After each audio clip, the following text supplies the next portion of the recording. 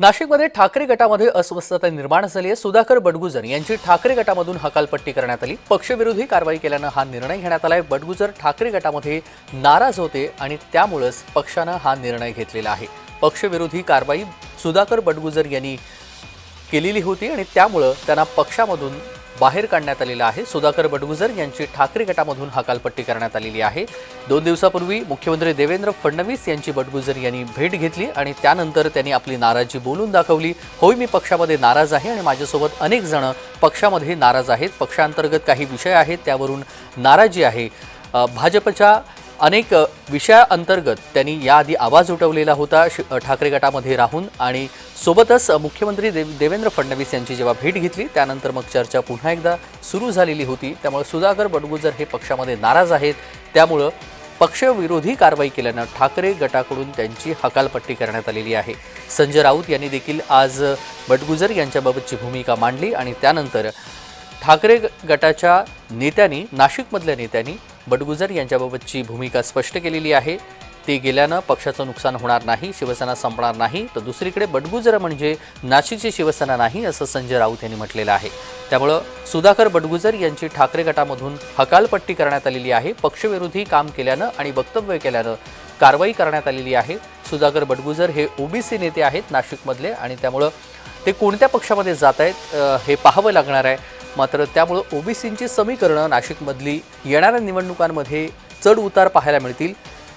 त्यामुळे सुधाकर बडगुजर यांच्या जाण्यानं कोणाला फायदा होणार आहे हे देखील पाहावं लागणार आहे। मात्र निश्चित ठाकरे गटाला हा फटका आहे। पदाधिकाऱ्यांनी याबाबत आपली उघड भूमिका बडगुजर यांच्याबाबतची जाहीर केलेली आहे। सुधाकर बडगुजर यांची ठाकरे गटामधून हकालपट्टी करण्यात आली आहे। पक्षविरोधी कारवाई केल्याने हा निर्णय घेण्यात आलेला आहे। स्वतः सुधाकर बडगुजर आपल्यासोबत जोडले गेलेले आहेत। सुधाकरजी, ठाकरे गटामधून तुम्हाला बाहेरचा रस्ता दाखवण्यात आलेला आहे। कारण सांगितलं आहे की तुम्ही पक्षविरोधी काम केलेलं आहे। तुम्ही काय काम केलंय ते आधी सांगा। पक्षविरोधी कुठलं काम केलेलं मला आठवत नाही। आतापर्यंत सुधाकर बडगुजर कामाला 1 नंबर आहे अशी प्रतिक्रिया देणारे आता म्हणतात पक्षविरोधी काम केलं आहे असं जाहीरपणे नाराजी व्यक्त करणं हा जर गुन्हा असेल तर तो मी केलेला आहे आणि त्याची शिक्षा जर हकालपट्टी असेल तर ती मला मान्य आहे। अगदी, पण सुधाकरजी अगदी 20 ते 25 वर्ष तुम्ही शिवसेनेमध्ये काम केलेले आहात, आधीच्या शिवसेनेमध्ये काम केलेलं आहात आणि आता तुम्ही ठाकरे गटामध्ये होता। काय नेमकं नाशिकमधल्या ठाकरे गटामध्ये चाललेलं आहे? अंतर्गत धुसफूस आहे? काय नेमकं पक्ष सोडण्यामागचं कारण काय? आधी तुम्ही जाहीर नाही केलंय पण तुम्ही नाराज होण्याचं कारण काय? पक्षात हकालपट्टी केल्यानंतर त्या पक्षावर मला बोलण्याचा अधिकार नाही आणि त्या पक्षाविषयी मला काही फार बोलायचं नाही। अगदी, तुम्ही कोणत्या पक्षामध्ये जाणार आहात? सध्या भाजपची चर्चा आहे कारण तुम्ही मुख्यमंत्री देवेंद्र फडणवीस यांची भेट घेतली आणि त्या भेटीवरून चर्चा आहे।